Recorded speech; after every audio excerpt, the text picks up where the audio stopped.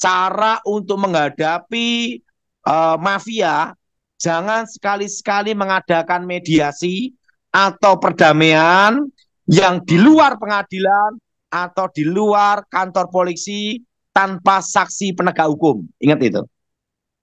Ya. Nah, nanti biasanya nanti akan digiring. Nah, nanti ada kerjasama dengan oknum itu mas ya, oknum tertentu Ya. yang ngaku kuasa hukum.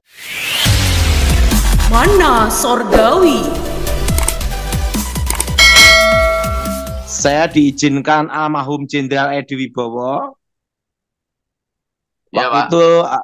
udah data intelijen.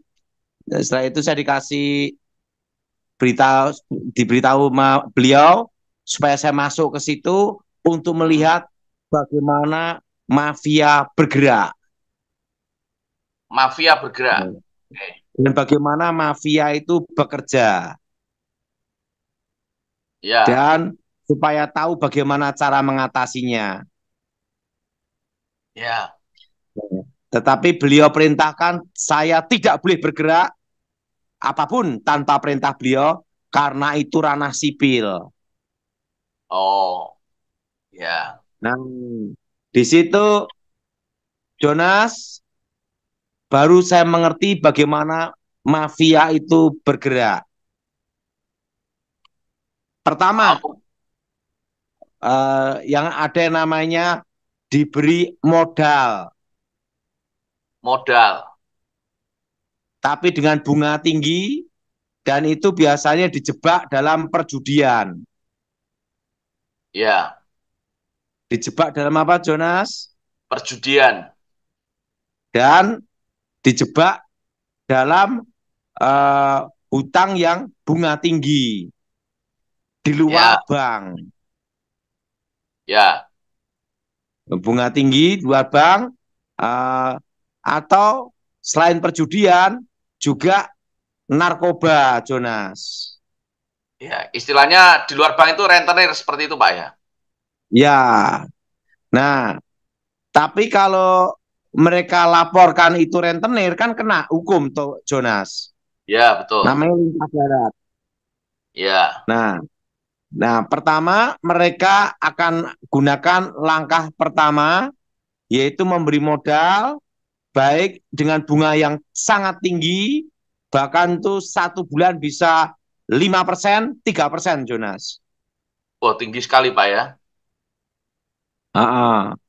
Nah, setelah itu mereka biasanya sudah ada kerjasama dengan ketua mafia atau ketua ormas tertentu, toh, Jonas, Ya, atau ketua geng. ya, Yang di bawahnya itu ada yang kerja debt collector. ya, Nah, setelah masuk jebakan itu, pertama, kedua, nanti mereka bergerak dengan namanya debt collector yang membuat penekanan-penekanan, Jonas. ya. Tekanan, ancaman gitu ya.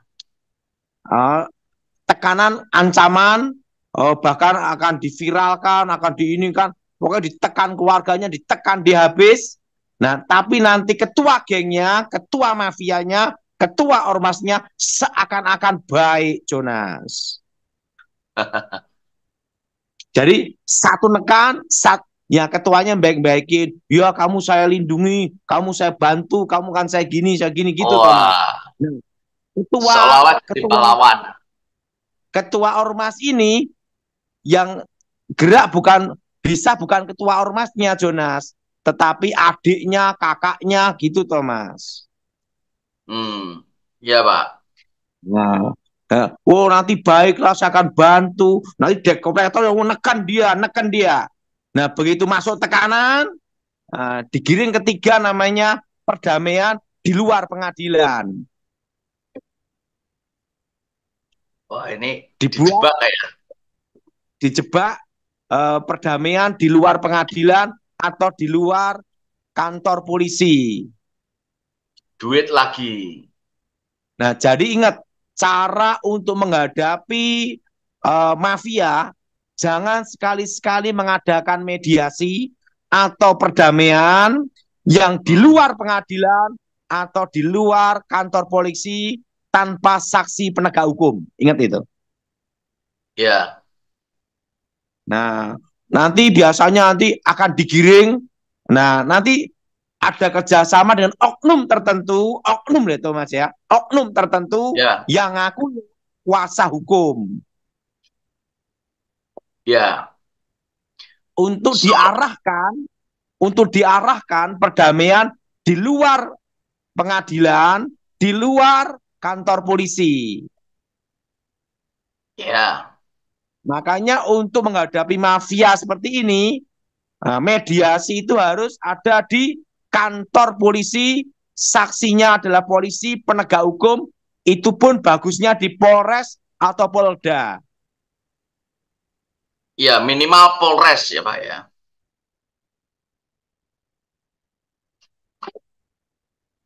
Bentar, Pak, ke-mute, Pak. Jelas, Jonas? Minimal di Polres, Pak ya, mediasinya ya. Polres atau Polda. Nah, biasanya ingat Jonas, mereka ini nanti kan ngiming-ngimingnya nanti akan digiring untuk perdamaian di luar pengadilan. Ya. Gimana Jonas? Bahkan mungkin diarahkan ke misalnya ada pengacara tertentu ya, diarahkannya ya. Diarahkannya nanti di restoran atau di hotel, bahkan nanti akan diatur bila perlu di saudaranya ketua mafia atau adik ketua mafia. Itu Jonas. Begitu masuk itu, masuk jebakan. Isinya jebakan semua, Pak ya. Nah, makanya saudara jangan sekali-sekali mau perdamaian mediasi kasus seperti itu ada di luar pengadilan atau di luar penegak hukum. Ya. Jadi kalau itu ada di ranah hukum harusan ada di Polres atau Polda, disaksikan penegak hukum, polisi, dan di video, dipoto sebagai bukti. Ya. Nah, biasanya mereka akan arahkan di luar itu, Jonas. Ya. Begitu di situ masuk, perangkap udah, Jonas. Wah, babak Dan belur ya, Pak. setelah itu mereka akan gunakan akte notariat. Nah, biasanya mereka udah siapkan notaris, Jonas. Sudah dipersiapkan semua ya. Notaris supaya perjanjian kedua belah pihak dibikin seakan-akan seolah-olah hutang. Waduh. Jelas, Jonas? Jelas, Pak. Seakan-akan seolah-olah apa, Jonas? Hutang. Hutang. Nah, biasanya perjanjian kedua pihak ini nanti diibaratkan sebagai pemodal, ngakunya yang modal, yang minjami uang dengan jaminan sertifikat kuasa jual, gitu Jonas. Ya. Itu modus mafia, Jonas. Mafia semua ya, Pak ya.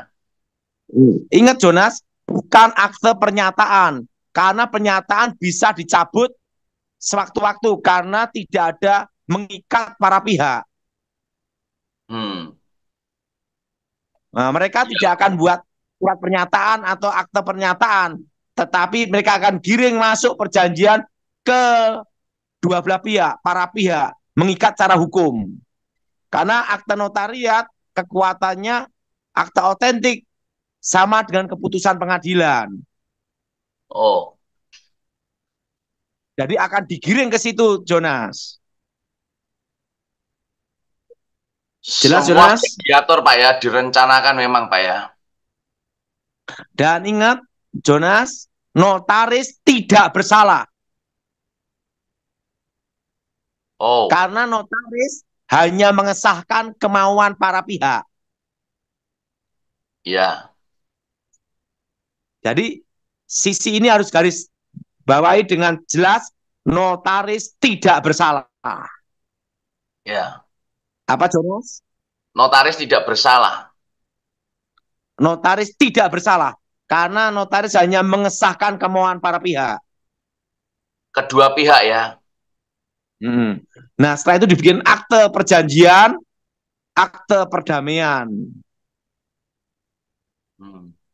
Bahwa itu bukan hutang judi atau narkoba, tetapi pinjam meminjam dengan memberi kuasa jual dengan jaminan sertifikat. Nah, caranya itu seperti itu, Jonas. Wah. Nah, cara mengatasinya, pertama, jangan mau perjanjian atau mediasi di luar pengadilan. Atau kepolisian. Atau di luar kepolisian. Harus perjanjian atau mediasi itu harus disaksikan penegak hukum. Ya. Jadi kalau pengadilan ada namanya hakim mediator. Ya. Dan kalau di polisi nanti kalau Polres itu Kasat Serse. Ya. Atau Kapolres. Disaksikan penegak hukum. Ya, Restoratif Justice kan gitu namanya. Wah. Jadi untuk menghadapi para mafia, jangan sekali-sekali membuat perjanjian damai, akte perjanjian damai di luar penegak hukum. Penegak hukum. Harus ada di pengadilan atau kantor polisi, itu Polres atau Polda. Ya. Lebih bagus lagi ada di Bareskrim. Wah, gimana menurut saya, Jonas? Betul nggak, Jonas? Ya, betul, Pak. Nah, biasanya nanti ada oknum kuasa hukum yang arahkan untuk mediasi di luar pengadilan dan di luar penegak hukum. Menurut saya poin pentingnya ini, Pak Daud. Menurut saya poin pentingnya ini adalah nanti kalau ada mediasi itu harus ada di Polri atau penegak hukum. Ini yang penting, Pak. Betul. Karena orang awam, masyarakat pada umumnya akan terjebak di sini pada saat mediasi. Betul. Di sini dijebak habis, Jonas. Iya. Makanya jangan sekali-sekali mau mediasi, perdamaian, berhubungan seperti ini di luar penegak hukum atau di luar ranah hukum. Ya, sangat setuju, Pak. Jelas? Jelas, Pak. Nah, kalau udah kejebak gimana? Ya mau nggak mau ya diviralkan. Tetapi itu kan resiko tinggi. Jadi saudara yang kejebak itu harus mulai belajar, jangan mau diajak mediasi atau berdamai di luar pengadilan atau di luar kantor polisi. Iya. Itu pun harus disaksikan di pengadilan hakim mediator dan disahkan di pengadilan. Atau yang kedua, di kantor Polres atau kantor Polda disaksikan Kasat Serse, Kasat Reskrim. Pasal 19. Lebih baik seorang miskin yang bersih kelakuannya daripada seorang yang serong bibirnya lagi bebal. Tanpa pengetahuan, kerajinan pun tidak baik. Orang yang tergesa-gesa akan salah langkah. Kebodohan menyesatkan jalan orang, lalu gusarlah hatinya terhadap Tuhan. Kekayaan menambah banyak sahabat, tetapi orang miskin ditinggalkan sahabatnya. Saksi dusta tidak akan luput dari hukuman. Orang yang menyembur-nyemburkan kebohongan tidak akan terhindar. Banyak orang yang mengambil hati orang dermawan. Setiap orang bersahabat dengan si pemberi. Orang miskin dibenci oleh semua saudaranya. Apalagi sahabat-sahabatnya, mereka menjauhi dia. Ia mengejar mereka, memanggil mereka, tetapi mereka tidak ada lagi. Siapa memperoleh akal budi, mengasihi dirinya. Siapa berpegang pada pengertian, mendapat kebahagiaan. Saksi dusta tidak akan luput dari hukuman. Orang yang menyembur-nyemburkan kebohongan akan binasa. Kemewahan tidak layak bagi orang bebal, apalagi bagi seorang budak memerintah pembesar. Akal budi membuat seseorang panjang sabar, dan orang itu dipuji karena memaafkan pelanggaran. Kemarahan raja adalah seperti raung singa muda, tetapi kebaikannya seperti embun yang turun ke atas rumput. Anak bebal adalah bencana bagi ayahnya, dan pertengkaran seorang istri adalah seperti tiris yang tidak henti-hentinya menitik. Rumah dan harta adalah warisan nenek moyang, tetapi istri yang berakal budi adalah karunia Tuhan. Kemalasan mendatangkan tidur nyenyak, dan orang yang lamban akan menderita lapar. Siapa berpegang pada perintah, memelihara nyawanya, tetapi siapa menghina firman akan mati. Siapa menaruh belas kasihan kepada orang yang lemah, memiutangi Tuhan yang akan membalas perbuatannya itu. Hajarlah anakmu selama ada harapan, tetapi jangan engkau menginginkan kematiannya. Orang yang sangat cepat marah akan kena denda, karena jika engkau hendak menolongnya, engkau hanya menambah marahnya. Dengarkanlah nasihat dan terimalah didikan, supaya engkau menjadi bijak di masa depan. Banyaklah rancangan di hati manusia, tetapi keputusan Tuhanlah yang terlaksana. Sifat yang diinginkan pada seseorang ialah kesetiaannya. Lebih baik orang miskin daripada seorang pembohong. Takut akan Allah mendatangkan hidup, maka orang bermalam dengan puas tanpa ditimpa malapetaka. Si pemalas mencelup tangannya ke dalam pinggan, tetapi tidak juga mengembalikannya ke mulut. Jikalau si pencemooh kau pukul, barulah orang yang tak berpengalaman menjadi bijak. Jikalau orang yang berpengertian ditegur, ia menjadi insaf.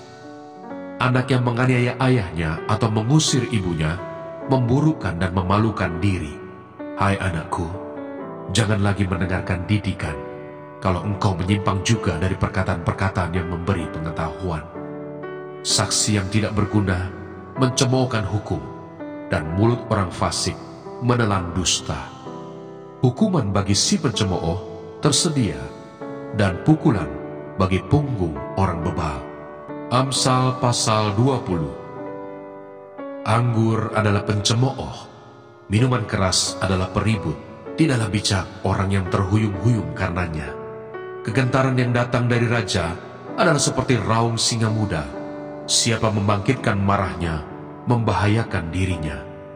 Terhormatlah seseorang jika ia menjauhi perbantahan, tetapi setiap orang bodoh membiarkan amarahnya meledak. Pada musim dingin si pemalas tidak membajak. Jikalau ia mencari pada musim menuai, maka tidak ada apa-apa. Rancangan di dalam hati manusia itu seperti air yang dalam, tetapi orang yang pandai tahu menimbanya. Banyak orang menyebut diri baik hati, tetapi orang yang setia, siapakah menemukannya? Orang benar yang bersih kelakuannya, berbahagialah keturunannya. Raja yang bersemayam di atas kursi pengadilan dapat mengetahui segala yang jahat dengan matanya. Siapakah dapat berkata, aku telah membersihkan hatiku, aku tahir daripada dosaku? Dua macam batu timbangan, dua macam takaran, kedua-duanya adalah kekejian bagi Tuhan. Anak-anak pun sudah dapat dikenal daripada perbuatannya, apakah ia bersih dan jujur kelakuannya.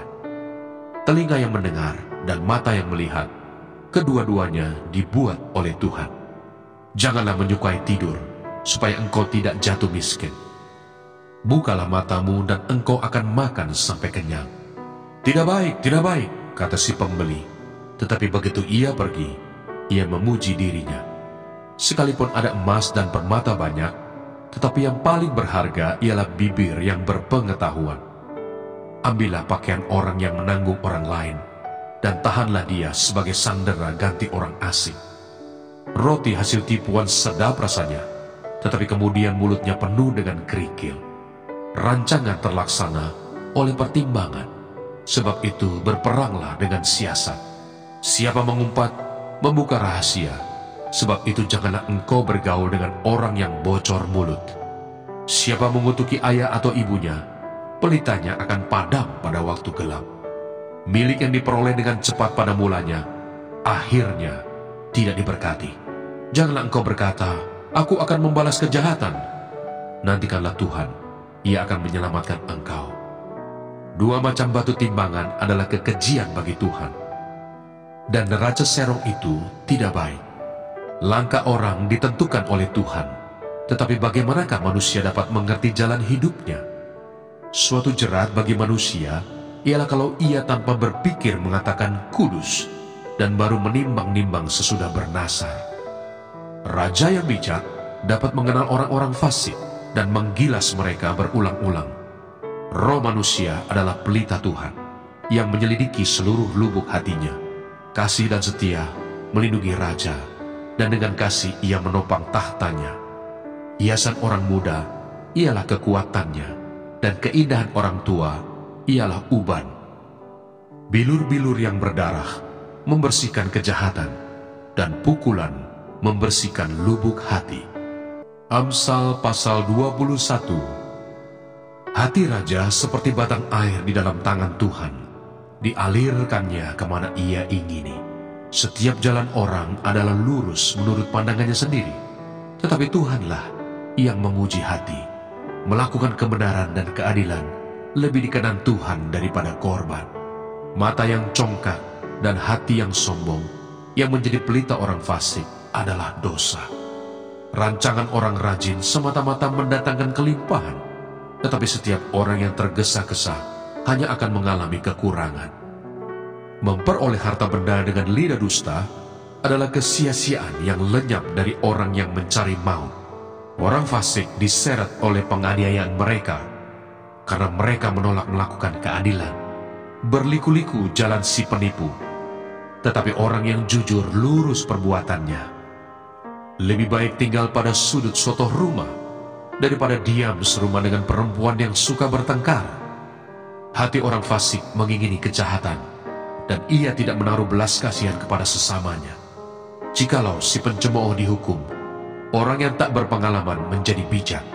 Dan jikalau orang bijak diberi pengajaran, ia akan beroleh pengetahuan.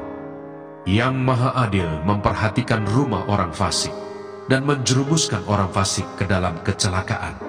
Siapa menutup telinganya bagi cerita orang lemah, tidak akan menerima jawaban kalau ia sendiri berseru-seru.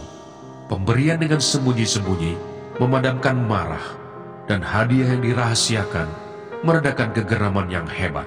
Melakukan keadilan adalah kesukaan bagi orang benar, tetapi menakutkan orang yang berbuat jahat. Orang yang menyimpang dari jalan akal budi akan berhenti di tempat arwah-arwah berkumpul. Orang yang suka bersenang-senang akan berkekurangan. Orang yang gemar kepada minyak dan anggur tidak akan menjadi kaya. Orang fasik dipakai sebagai tebusan bagi orang benar, dan pengkhianat sebagai ganti orang jujur. Lebih baik tinggal di padang gurun daripada tinggal dengan perempuan yang suka bertengkar dan pemarah. Harta yang indah dan minyak ada di kediaman orang bijak, tetapi orang yang bebal memboroskannya.